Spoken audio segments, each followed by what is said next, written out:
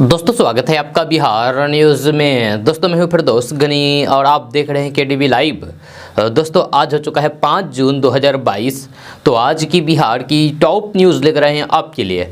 दोस्तों video start करने से पहले आपसे एक रिक्वेस्ट है, अगर आप नए आए हैं इस चैनल पर तो फिर चैनल को सब्सक्राइब करके बेल आइकन को भी प्रेस कर दीजिए और साथ में वीडियो को लाइक कर दीजिए, अपने दोस्तों के साथ शेयर भी कीजिए। तो चलिए दोस्तों स्टार्ट करते हैं आज की पूरे बिहार की टॉप न्यूज़। दोस्तों आज बिहार न्यूज़ में सबसे पहले बात करते हैं कि एलपीजी गैस सिलेंडर लेने वाले लोगों के लिए बड़ी खबर सामने आ रही है। ताज़ा रिपोर्ट्स के मुताबिक अब उज्ज्वला योजना के तहत मुफ्त कनेक्शन पाने वाले गरीब महिलाओं को ही गैस सिलेंडर पर सब्सिडी दिया जाएगा। इसके अलावा अब किसी को गैस सब्सिडी नहीं मिलेगा। यह खबर के अनुसार अब देश भर के आम आदमी को गैस सिलेंडर के लिए बाजार मूल्य पर ही भुगतान करना होगा। वहीं उज्ज्वला योजना के तहत मुफ्त कनेक्शन पाने वाले गरीब महिलाओं को हर महीने 200 रुपये की गैस सब्सिडी उनके बैंक अकाउंट में भेजी जाएगी। आपको बता दूं कि तेल सचिव पंकज जैन ने जानकारी देते हुए बताया है कि जून 2020 से रसोई गैस पर कोई सब्सिडी नहीं दी जाती है। अब सिर्फ उज्ज्वला योजना के लाभार्थियों को ही 1 साल में 12 गैस सिलेंडर के लिए 200 रुपये की सब्सिडी मिलेगी।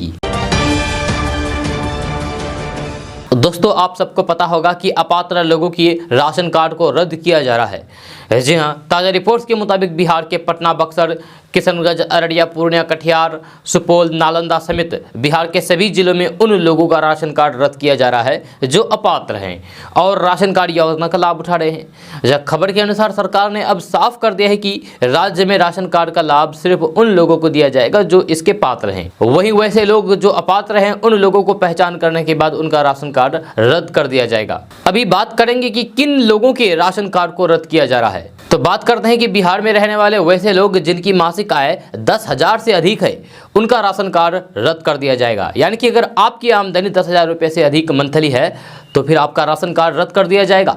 जी हाँ, उसके बाद बात करते हैं कि अगर किसी व्यक्ति के पास 3-4 पहिया या फिर उपकरण या वाहन है तो उन लोगों का भी राशन कार्ड रद्द कर दिया जाएगा। अब बात करेंगे कि अगर आपके परिवार में सिंचाई उपकरण के साथ 2.5 एकड़ या फिर उससे अधिक सिंचित जमीन है तो फिर आपका राशन कार्ड रद्द होगा। अब बात करेंगे परिवार के किसी भी सदस्य के पास कॉरपोरेट क्षेत्र में 80 वर्ग मीटर या फिर उससे अधिक जमीन है तो उनका राशन कार्ड रद्द होगा। अब बात करेंगे अगर आपके परिवार में किसी के पास सरकारी नौकरी है तो फिर उन लोगों को राशन कार्ड की योजना का लाभ नहीं दिया जाएगा। अगर कोई भी परिवार में आयकर भरता है या फिर व्यावसायिक कर का भुगतान करता है तो फिर वैसे लोगों का राशन कार्ड रद्द कर दिया जाएगा। दोस्तों अब बात करते हैं कि देश के सभी लोगों का अपना घर हो, इसके लिए केंद्र सरकार प्रधानमंत्री आवास योजना चला रही है। इस योजना के तहत उन लोगों को घर बनाने के लिए राशि सरकार की ओर से दी जाती है जिनके पक्के घर नहीं हैं। देश के लाखों लोग अब तक इस योजना का लाभ उठा चुके हैं। इस स्कीम के तहत मैदानी इलाकों के लिए 1,20,000 एवं पहाड़ी इलाकों के लिए 1,30,000 रुपये की राशि सरकार की ओर से दी जाती है। अगर आपने भी पीएम आवास योजना 2022 के लिए अप्लाई किया है तो फिर ये चेक कर सकते हैं कि आपका नाम इस योजना की लिस्ट में है या नहीं। देश भर में पीएम आवास योजना पूरे देश में लागू है। इस स्कीम के तहत आवेदन करने वालों के नाम सरकार चुनकर नई लिस्ट में डाल देती है।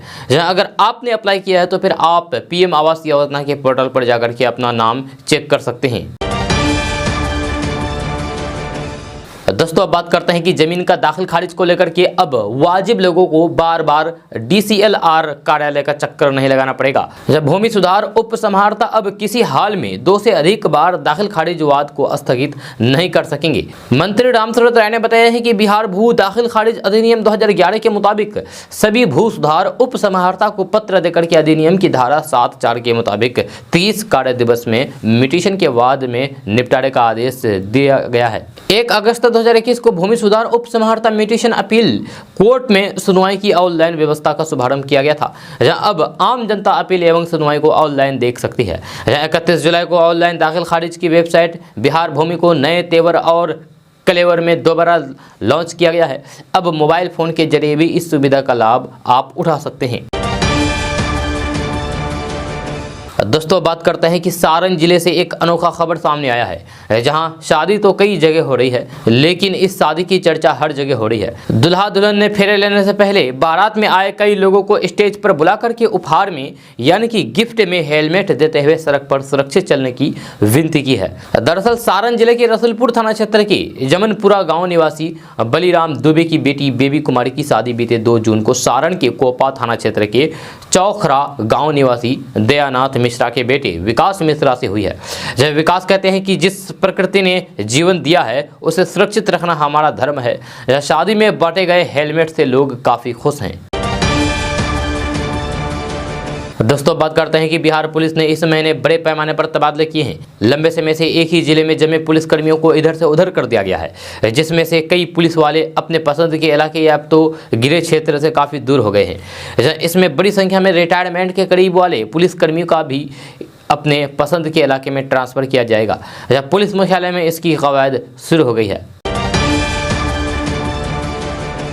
दोस्तों बात करते हैं कि बिहार में जाति आधारित जनगणना होने वाली है। इसको लेकर के बिहार सरकार ने मंजूरी दे दी है।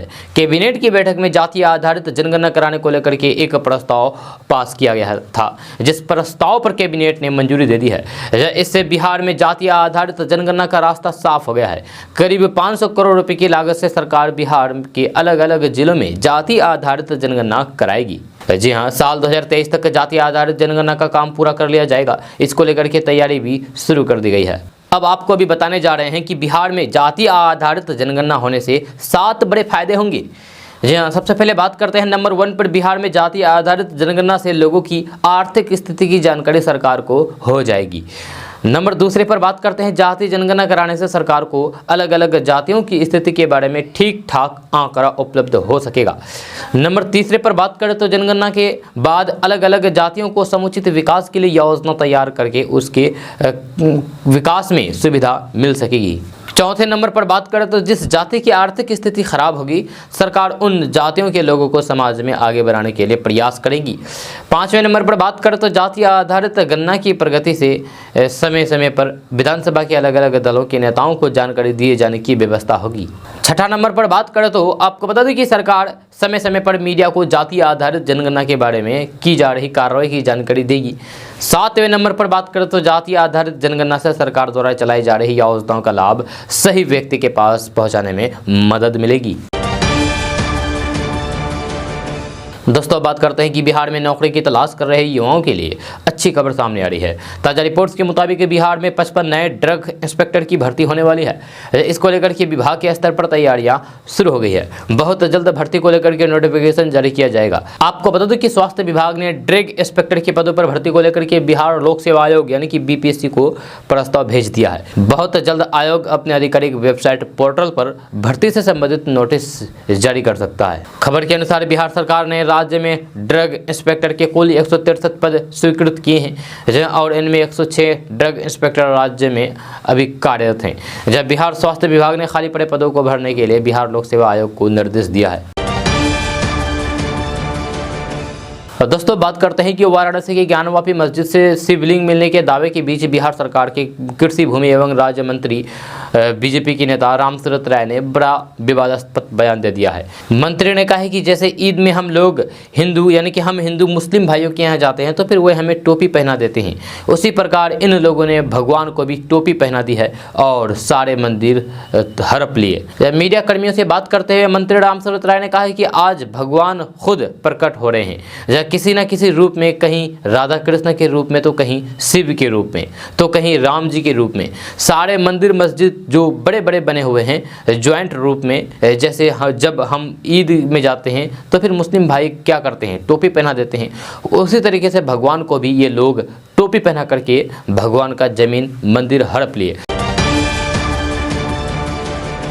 दोस्तों बात करते हैं कि दिल्ली पुलिस की स्पेशल सेल की IFSO ने फर्जी हेलीकॉप्टर टिकट बुकिंग मॉडल का भंडाफोड़ करके गैंग के मास्टरमाइंड और वेबसाइट डेवलपर समेत 4 आरोपियों को गिरफ्तार किया है। पुलिस के मुताबिक ये गैंग नकली वेबसाइट बना करके धार्मिक यात्रा के नाम पर फर्जी हेलीकॉप्टर की टिकट बेच रहा था। इस गैंग ने वैष्णो देवी, केदारनाथ, बद्रीनाथ यात्रा के लिए हेलीकॉप्टर टिकट बुकिंग के लिए फर्जी वेबसाइट बनाई गई थी।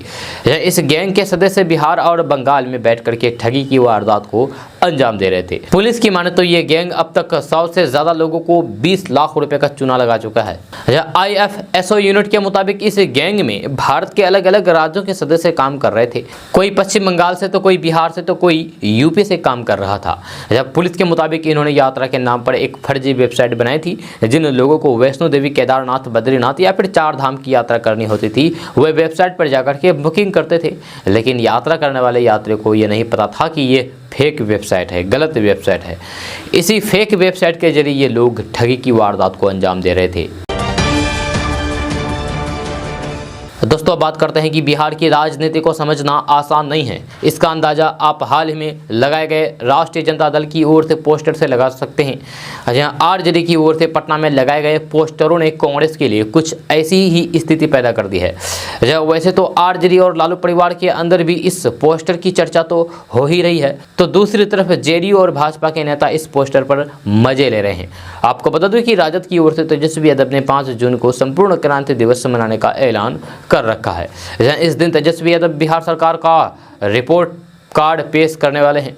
जब पटना में लगाए गए पोस्टरों में इस कार्यक्रम को महागठबंधन की ओर से आयोजित बताया है। जब 5 जून को यानी कि आज होने वाले संपूर्ण क्रांति दिवस का आयोजक आरजेडी की ओर से जारी पोस्टरों में महागठबंधन को बताया गया है। इन पोस्टरों में लोकनायक जयप्रकाश नारायण के अलावा केवल तेजस्वी यादव की बड़ी सी तस्वीर लगी है। कुछ पोस्टरों में तेजस्वी यादव के पिता और आरजेडी अध्यक्ष लालू प्रसाद यादव के अलावा वाम दलों के चंद नेताओं की तस्वीरें लगाई गई है। लेकिन इन पोस्टरों में कांग्रेस का कोई भी चेहरा नहीं दिखता है।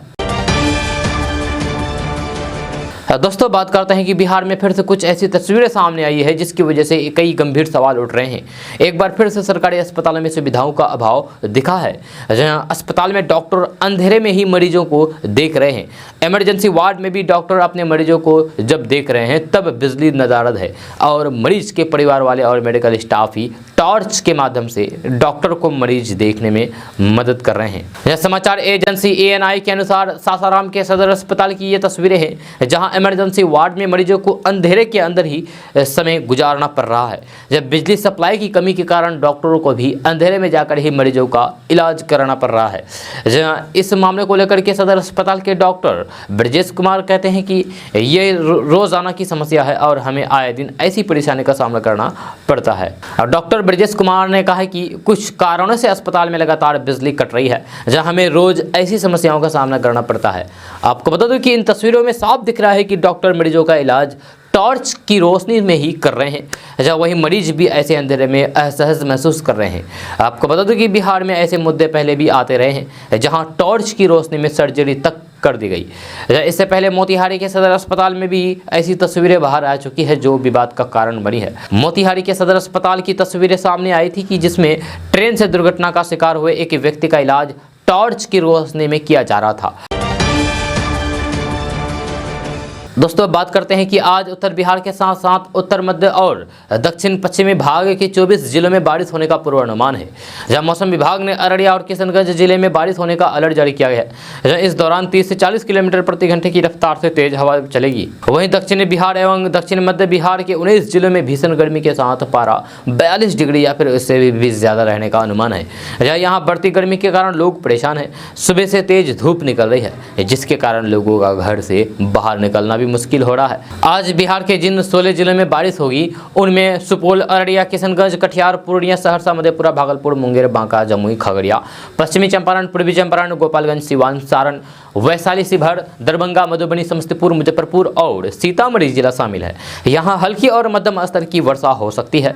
साथ ही 30 से 40 किलोमीटर प्रति घंटे की रफ्तार से तेज हवा चलने का पूर्वानुमान जताया गया है। बिहार के उत्तरी भाग में बारिश होने के साथ ही तापमान में भी 2 दिन से लगातार बढ़ोतरी हो रही है। जैसे शनिवार को भी बिहार के 19 जिलों में भीषण गर्मी के साथ तापमान में बढ़ोतरी देखी जा सकती है। जबकि दक्षिणी पश्चिमी भाग के बक्सर, भोजपुर, औरंगाबाद, अरवल, रोहतास, कैमूर में भीषण गर्मी के साथ 40 से 42 या फिर उससे ज्यादा डिग्री तापमान होने के आसार हैं।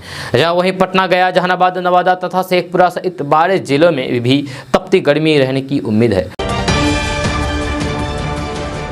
दोस्तों बात करते हैं कि पटना से उत्तर बिहार जाने वाले लोगों के लिए खुशखबरी आई है। जल्द ही आपको गांधी सेतु पर घंटों लगने वाले जाम से मुक्ति मिलेगी और सफ़र आसान हो जाएगा। ऐसा इसलिए होगा क्योंकि केंद्रीय सड़क एवं परिवहन मंत्री नितिन गडकरी और बिहार के मुख्यमंत्री नीतीश कुमार 7 जून को महात्मा गांधी सेतु के पूर्वी हिस्से को राष्ट्र को समर्पित कर देंगे। इसके बाद पुल के दोनों लेन से गाड़ियों का आवागमन शुरू हो जाएगा। बिहार राज्य सड़क निर्माण विभाग मंत्री नितिन नवीन ने इसकी जानकारी दी है। गडकरी ने 31 जुलाई 2020 को 5 किलोमीटर लंबी एमजी सेतु पर यातायात को हरी झंडी दिखाई थी। ये उत्तर और दक्षिण बिहार के बीच लाइफलाइन है। हालांकि तब ये आयोजन वर्चुअल मोड में आयोजित किया गया था। दोस्तों बात करते हैं कि बिहार में जातीय जनगणना को लेकर के पिछले काफ़ी समय से राजनीति चल रही है। जब कोई जातीय जनगणना करवाने के समर्थन में है तो फिर कोई इसके खिलाफ है। हाल ही में बिहार के खनन और भूतत्व मंत्री जनक राम कैमूर पहुंचे थे, जहां पर उन्होंने जातीय जनगणना पर अपनी बात रखी। उनका कहना है कि जनगणना के अनुसार सिर्फ हिंदू जाति की जनगणना नहीं होगी बल्कि सभी धर्मों की जाति की गणना होगी। उनका कहना है कि सभी धर्मों की जातियों की जनगणना कराई जाएगी क्योंकि सभी धर्मों में जातियाँ होती है। कई बार लोग सिर्फ हिंदू में जाति दिखाने की कोशिश करते हैं, लेकिन हर धर्म की जातियां होती है जिनकी गणना की जाएगी। इसका फैसला मुख्यमंत्री जी ने लिया है। मंत्री जनक राम ने कहा है कि सभी समाज में बौद्ध, सिख, ईसाई, जैन, पारसी, मुस्लिम सभी समाज के लोग हैं। जहाँ वहीं महज कुछ लोगों ने हिंदू में जाति दिखाने का काम करते हैं, जबकि सभी धर्मों में जाति होती है। जैसे सभी प्रकार की जातियां हैं जो जनगणना के सामने आनी चाहिए। दोस्तों बात करते हैं कि हर मंदिर के बाहर एक दान पेटी लगा हुआ मिलता है, जिसमें लोग अपनी इच्छा से कुछ ना कुछ राशि डाल करके चले जाते हैं। लेकिन इन दान पेटियों के पैसे का उसके बाद क्या होता है, इसको लेकर के शायद ही किसी ने ध्यान दिया हो। यहाँ हम अभी बात बिहार के मुजफ्फरपुर में स्थित प्रसिद्ध गरीबनाथ मंदिर के दान पेटी में डाले गए पैसों की स्थिति को दिखा रहे हैं, जिसे देखने के बाद यकीन करना आपको मुश्किल हो जाएगा कि ये वही राशि है जो किसी ने अपनी मेहनत से कमाई थी और मंदिर और भगवान के पास अपनी आस्था के रूप में जमा किए थे। गरीबनाथ मंदिर मुजफ्फरपुर का सबसे प्रसिद्ध मंदिर माना जाता है।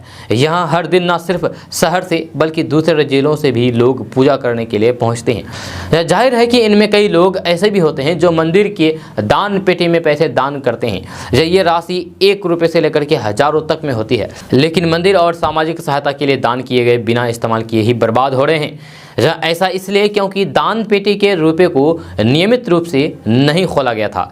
गरीबनाथ मंदिर के दान पेटी में डाले गए पैसों की कुछ वीडियो सामने आए हैं, जिसमें कुछ लोग इन रुपयों को छांटते हुए नजर आ रहे हैं। इन वीडियो में देखा जा सकता है कि मंदिर के दान पेटी में डाले गए नोट प्रबंधन की लापरवाही के कारण नोट सड़ चुके हैं। इसमें 500 और 2000 के भी नोट शामिल है। नोटों को छांटने का काम कर रहे लोगों का कहना था कि नोट ऐसे हालात में पहुंच गए हैं कि इनका इस्तेमाल भी नहीं किया जा सकता है। नोटों के इस तरह से सड़ने के कारणों को लेकर के जब जानकारी हासिल की गई तो फिर बताया गया है कि हर सप्ताह के मंगलवार को दान पेटी को खोला जाता है और पैसे बाहर निकाले जाते हैं, लेकिन इस बार 1 माह से भी ज़्यादा समय से दान पेटी को नहीं खोला गया था, जिसके कारण नोट खराब हो गए। मंदिर के पंडित महंत अभिषेक पाठक ने बताया है कि पिछले 16 साल से दान पात्र प्रत्येक मंगलवार को खुलता था, लेकिन जब से अध्यक्ष महोदय आए हैं आज पहली बार खुली है। यह चौंकाने वाली बात यह है कि मंदिर में कितने पैसे दान में मिले हैं, इसको लेकर भी कोई व्यवस्था इंतजाम नहीं है। दोस्तों बात करते हैं कि केंद्र सरकार द्वारा डीजल की कीमतों में कटौती किए जाने का कुछ असर सीमेंट और सरिया की कीमतों पर भी पड़ा है। या मई माह में जहां सीमेंट 400 रुपये प्रति बैग पहुंच गया था, वह अब 385 से 390 रुपये प्रति बैग मिल रहा है। जब वही सरिया यानी कि छड़ भी 75 रुपये प्रति किलो की जगह अब 60 रुपये प्रति किलो मिल रहा है। इस तरह सीमेंट 10 से 15 रुपये प्रति बैग सस्ता हुआ है, जबकि सरिया की कीमतों में 15 रुपये प्रति किलो की कमी आई है। इसके कारण मकान बनवा रहे लोगों को कुछ राहत जरूर मिली है। आपको बता दूं कि मार्च अप्रैल में डीजल की कीमतों में लगातार बढ़ोतरी से उत्पादन लागत और परिवहन खर्च बढ़ने से सीमेंट और सरिया की कीमतों में बढ़ोतरी शुरू हुई थी। सीमेंट और सरिया कंपनियां उत्पादन लागत में बढ़ोतरी का हवाला देकर के लगातार कीमतें बढ़ा रही थी। वहीं पिछले दिनों केंद्र सरकार ने टैक्स कम करते हुए डीजल की कीमतों में एक बार फिर से लगभग 10 रुपये की कमी कर दी थी। इसका असर अब बाजार में दिखने लगा है। जानकारों की माने तो बारिश में निर्माण कार्यों में कमी के कारण आने वाले दिनों में कीमतों में और भी कमी हो सकती है। मार्च में लोकल ब्रांड ब्रांड सरिया 55 रुपये किलो की दर से मिल रहा था, जहां अप्रैल में इसकी कीमत 70 रुपये तक हो गई। जब मई माह में ये 75 रुपये किलो तक बिका, अब इसकी कीमत 60 रुपये है। ब्रांडेड सरिया का भाव भी 10 से 12 रुपये प्रति किलो कम हो चुका है, जहाँ अभी ब्रांडेड सरिया का भाव कम होकर के 70 रुपये प्रति किलो पर आ गया है, जबकि एक माह पहले इनका भाव 80 से 50 रुपये प्रति किलो तक पहुंच गया था। दोस्तों बात करते हैं कि बिहार में शराबबंदी कानून को लेकर के राजनीतिक रणनीतिकार प्रशांत किशोर ने मुख्यमंत्री नीतीश कुमार पर निशाना साधा है। जब गुरुवार को प्रशांत किशोर ने मुख्यमंत्री नीतीश कुमार पर तंज कसते हुए कहा कि बिहार में शराबबंदी कानून पूरी तरीके से विफल रहा है। राजनीतिक रणनीतिकार प्रशांत किशोर ने दावा किया है कि पूरा बिहार शराब पी रहा है, लेकिन बिहार के मुख्यमंत्री को लगता है कि नियम पूरी तरीके से माना जा रहा है। आपको बता दूं कि एक कार्यक्रम में प्रशांत किशोर ने कहा था कि पूरा बिहार पी के मस्त है और राजा को लग रहा है कि शराबबंदी लागू है। जब प्रशांत किशोर ने कहा कि बिहार में शराबबंदी पूरी तरीके से फेल हो गई है। बिहार के ड्राई स्टेट होने के बावजूद भी यहाँ चाहने वालों को आसानी से शराब मिल सकती है, इसीलिए बिहार में शराबबंदी पूरी तरीके से फेल है। जब प्रशांत किशोर ने तंज कसते हुए कहा कि हालांकि बिहार के मुख्यमंत्री इस वास्तविकता को स्वीकार नहीं करना चाहते हैं। दोस्तों बात करते हैं कि राज्यसभा के लिए 41 उम्मीदवारों को निर्विरोध निर्वाचित घोषित कर दिया गया है। इन उम्मीदवारों में राजीव शुक्ला, कपिल सिब्बल समेत राष्ट्रीय जनता दल की मीसा भारती और राष्ट्रीय लोक दल के जयंत चौधरी आदि सहित कई नाम शामिल है। आपको बता दूं कि निर्विरोध निर्वाचित उम्मीदवारों में उत्तर प्रदेश से सभी 11, बिहार से 5, मध्य प्रदेश से 3, छत्तीसगढ़, पंजाब और झारखंड से 2-2 और उत्तराखंड से 1 उम्मीदवार बिना किसी मुकाबले के निर्वाचित घोषित किए गए हैं। दोस्तों बात करते हैं कि बिहार के कृषि मंत्री और भाजपा के वरिष्ठ नेता अमरेंद्र प्रताप सिंह ने कहा कि भारत अब पहले वाला भारत नहीं रह गया है। यह पहले इंपोर्ट वाला देश था और अब हम एक्सपोर्ट करते हैं। इस दौरान उन्होंने प्रधानमंत्री नरेंद्र मोदी के 8 साल के कार्यकाल की जमकर तारीफ की है। उन्होंने कहा कि इन 8 सालों में देश ने हर क्षेत्र में बेहतर काम किया है। दुनिया भर में भारत की प्रतिष्ठा में बढ़ोतरी हुई है। उन्होंने कहा कि देश में समृद्धि से मजबूती आई है और मजबूती से जो सम्मान देश को मिला है, ये देखकर पूरी दुनिया आश्चर्यचकित है। और ये सब संभव हुआ है प्रधानमंत्री नरेंद्र मोदी के महान व्यक्तिगत और उनके महान कुतृत्व के कारण। देश के प्रधानमंत्री ने 8 साल में शिक्षा, सड़क, विज्ञान, स्वास्थ्य और कृषि के क्षेत्र सहित तमाम आधारभूत संरचनाओं को मजबूत प्रदान किए हैं, जहां उससे देश उनका अभिनंदन कर रहा है। दोस्तों बात करते हैं कि बिहार विधानसभा शताब्दी वर्ष समापन समारोह को लेकर के तैयारी जोर शोर से शुरू है। प्रधानमंत्री नरेंद्र मोदी कार्यक्रम में शामिल होंगे। जहां हालांकि पीएम के आने की तिथि की घोषणा अभी नहीं हुई है, लेकिन विधानसभा अध्यक्ष विजय कुमार सिन्हा ने उनको निमंत्रण दे दिया है। पीएम मोदी विधानसभा शताब्दी स्मृति स्तंभ का उद्घाटन करेंगे। वहीं आज मुख्यमंत्री नीतीश कुमार इसका निरीक्षण किया है। जहां शताब्दी स्मृति स्तंभ विधानसभा के ठीक सामने बनाया गया है। निर्माण का शिलान्यास राष्ट्रपति रामनाथ कोविंद ने किया था और अब उद्घाटन प्रधानमंत्री नरेंद्र मोदी करेंगे। पहले भी मुख्यमंत्री नीतीश कुमार शताब्दी स्मृति स्तंभ के निर्माण का निरीक्षण कर चुके हैं और अब फिर से प्रधानमंत्री के दौरे से पहले खुद जाकर के पूरी तैयारी का निरीक्षण किया। जब भवन निर्माण मंत्री अशोक चौधरी और सभी अधिकारी वहां पर मौजूद रहे, क्योंकि शताब्दी स्मृति स्तंभ का निर्माण भवन निर्माण विभाग ही कर रहा है। जब विधानसभा अध्यक्ष विजय कुमार सिन्हा भी इस मौके पर मौजूद रहे। दोस्तों बात करते हैं कि कटिहार में आम के मौसम में लाल आम खास चर्चा में है। जब बरमसिया मोहल्ले में पुष्पा देवी और राजन यादव के घर के आंगन में इस लाल आम से लदे पेड़ को लेकर के दुनिया के सबसे महंगे आम की प्रजाति जापानी मियानजाकी आम होने की भी चर्चा है। हालांकि इसकी कोई आधिकारिक पुष्टि अब तक नहीं हो पाया है और घर के लोग भी कहते हैं। जब पिछले साल चर्चा के दौरान ये बातें उन लोगों को पता चला है, जब वे लोग भी उसके बाद से इस आम के पेड़ को लेकर के ज़्यादा सजग है। इसकी निगरानी को लेकर के फिलहाल चारों तरफ से दीवारें होने के बावजूद भी सीसीटीवी कैमरा लगा दिया गया है। जहां तक स्वाद का सवाल है तो घर के लोगों के माने तो इसका स्वाद कुछ दवा के फ्लेवर वाला होता है। यह लगभग 27 साल पुराने इस पेड़ को पुष्पा देवी के ससुर यानी कि राजन यादव के पिता ने लगाया था। फिलहाल पिछले कुछ सालों से इस घर का लाल आम पूरे जिले में चर्चा का विषय बना हुआ है। पुष्पा देवी कहते हैं कि अगर इस आम के प्रजाति के बारे में सही जानकारी मिल जाए तो फिर अच्छा होता है। वहीं राजन भी कहते हैं कि वे लोग खुद खाने के साथ साथ आस पड़ोस के लोगों को भी इस आम को हर बार बांटते आए हैं। इस बार वे लोग भी चाह रहे हैं कि इसकी प्रजाति के बारे में सही जानकारी मिल जाए, इसलिए अब राजन इसके लिए उचित माध्यम से संपर्क करने की बात कह रहे हैं। जब कुल मिलाकर के कटिहार की ये लाल आम फिलहाल खास चर्चा में बना हुआ है। दोस्तों बात करते हैं कि बिहार के जिलों की नई सर्वे रिपोर्ट के बाद नए सिरे से बालू घाटों की बंदोबस्ती होगी।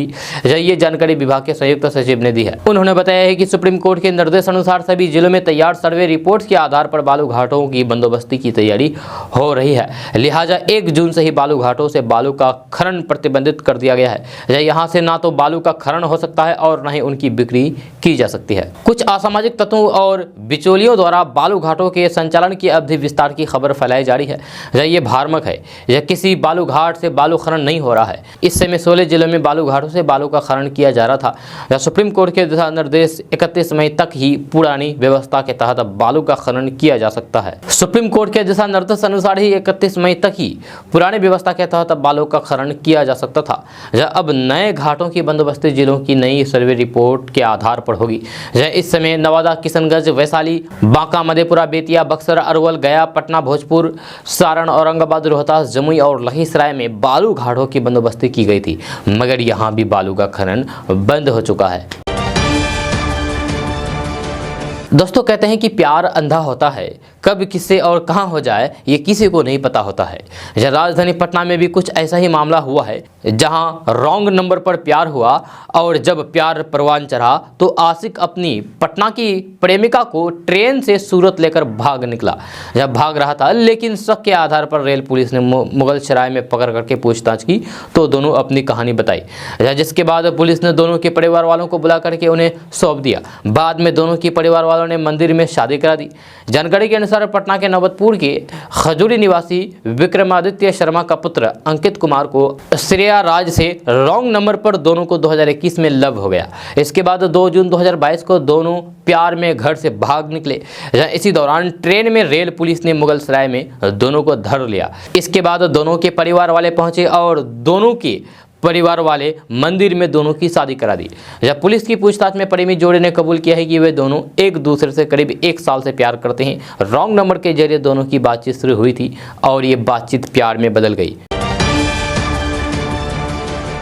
दोस्तों बात करते हैं कि बिहार की यातायात पुलिस अब व्यस्त समय में सिर्फ जाम हटाएगी। ऐसे समय में गाड़ियों की चेकिंग नहीं करेगी। सुबह 9 बजे से लेकर के 11 बजे और शाम के 5 बजे से 8:30 बजे के बीच का समय शहर के लिए व्यवस्थित रहता है। काफ़ी संख्या में लोग अपने दफ्तरों और अन्य काम के लिए निकलते हैं, लिहाजा सड़कों पर गाड़ियों का दबाव बढ़ जाता है। जहाँ हाल के दिनों में ये देखा जा रहा था कि पीक आवर में भी यातायात पुलिस के जवान जाम हटवाने की बजाय गाड़ियों की चेकिंग में व्यस्त रहते हैं। लिहाजा एसपी ट्रैफिक ने व्यस्त समय में यातायात ड्यूटी में तैनात पुलिस कर्मियों को सिर्फ जाम हटवाने का निर्देश दिया है। यातायात पुलिस व्यस्त समय को छोड़ करके बाकी के वक्त में गाड़ियों की चेकिंग करेगी। दोस्तों बात करते हैं कि बिहार में बीजेपी की तमाम नाकुड़ के बावजूद जातीय जनगणना को लेकर के रास्ता साफ होने के बाद अब बीजेपी ने जनसंख्या नियंत्रण पर कानून की मांग उठा दी है, लेकिन उसकी सहयोगी जेडीयू ने इस मांग को सिरे से खारिज कर दिया है। जब कई लोग इसे जातीय जनगणना में अरंगा लगाने की कोशिश बता रहे हैं। जब बिहार की नीतीश सरकार में मंत्री और वरिष्ठ बीजेपी नेता नीरज कुमार बबलू ने मांग की है कि जातीय जनगणना होने के साथ बिहार में जनसंख्या नियंत्रण कानून भी बनाना चाहिए।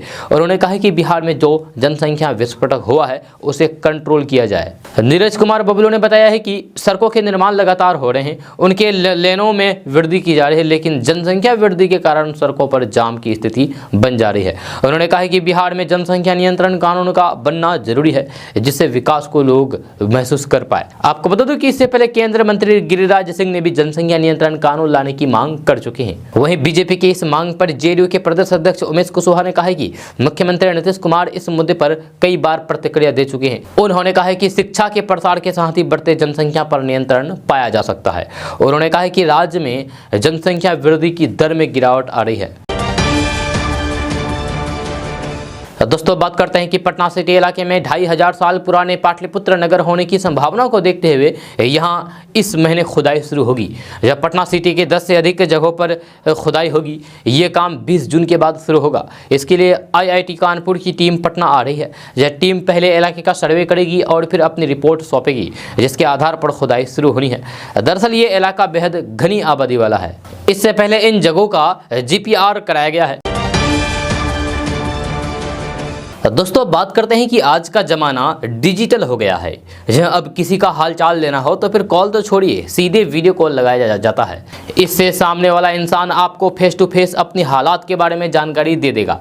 जहाँ वीडियो कॉल से पहले नॉर्मल कॉल और उससे भी पहले मेल या फिर चिट्ठियाँ, इन्हीं के जरिए अपने दूर के रिश्तेदारों और दोस्तों से संपर्क किया जाता था। लेकिन डाकिया के युग से पहले जिस तरीके से चिट्ठियाँ भेजी जाती थी सबको मालूम है। जहाँ डाकिया के आने से पहले लोग कबूतर के जरिए अपना संदेश भेजा करते थे। कबूतर जा जा गाने में आपने देखा होगा कि कैसे कबूतर चिट्ठी को एक से दूसरे जगह पहुंचाता है।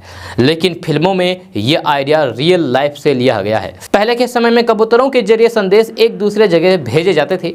लेकिन क्या आपने कभी ये सोचा है कि इस काम के लिए सिर्फ कबूतर को ही क्यों चुना गया? लेकिन फिल्मों में ये आइडिया रियल लाइफ से लिया गया है। जब पहले के समय में कबूतरों के जरिए संदेश एक दूसरे जगह भेजे जाते थे।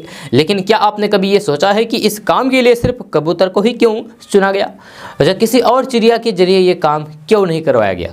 अगर आपको लगता था कि कबूतरों का चयन बिना किसी कारण के हुआ था तो ये आप गलत हैं। दरअसल कबूतर को चिट्ठी लेकर के भेजने के पीछे एक खास कारण है जो विज्ञान से जुड़ा हुआ है। जब कबूतरों के बॉडी में एक खास जिस तरह का फंक्शन होता है जो बिल्कुल भी GPS की तरह काम करता है। इस सिस्टम की वजह से वे रास्ता नहीं भूलता और अपना रास्ता ढूंढ भी लेता है। कबूतरों में रास्ता खोजने के लिए मैग्नेटोरिसेप्शन स्किल पाई जाती है। इसी से वे एड्रेस ढूंढ लेते हैं। कबूतर के दिमाग में करीब 53 ऐसी कोशिकाएं पाई जाती है जो दिशा को पहचानने में मदद करती है।